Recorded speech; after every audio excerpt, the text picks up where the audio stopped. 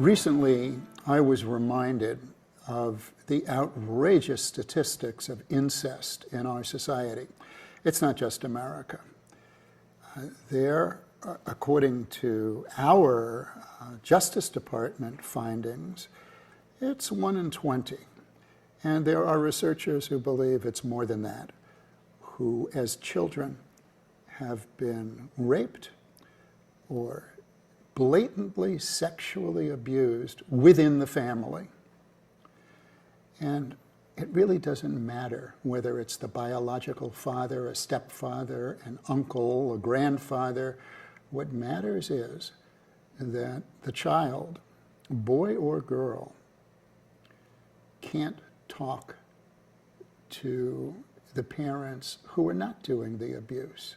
The child is led to believe at this young age either that it's, I'll say her, because it usually is her, but it also is him, is led to believe that it's her fault, or that mother will never believe you, or that if you talk about it, the family will be destroyed. There isn't often a death threat, but there can be a death threat too. When you live in that circumstance, and you live in it for years, you are a hostage in your own home. You don't have to be one of the 3 young women from Cleveland who was taken hostage out of the home to have had that kind of experience. And we're all aghast when we see something on television and we realize that some young women have been sexually used by an older man who captured them.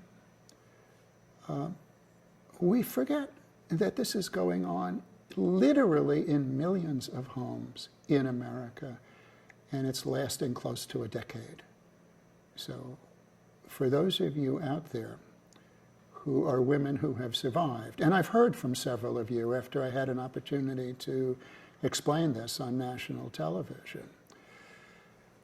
You could be 60 years old now, 70, 80. There's an 80-year-old woman who wrote a book about this after finding her way. Those of you who have found your way, congratulations. I'm so glad that you found the therapist, the partner, the ability to live a good life.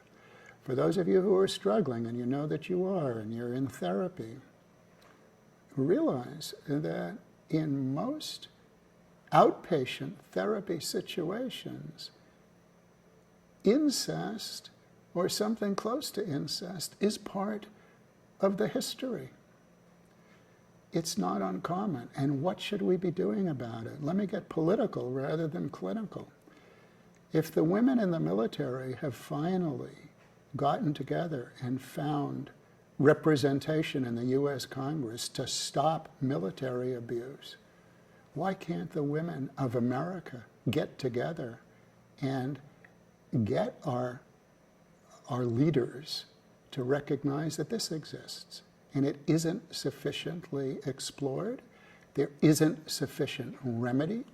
There aren't resources to take these cases to court and to justice. And there aren't sufficient resources to treat the adult survivors of incest.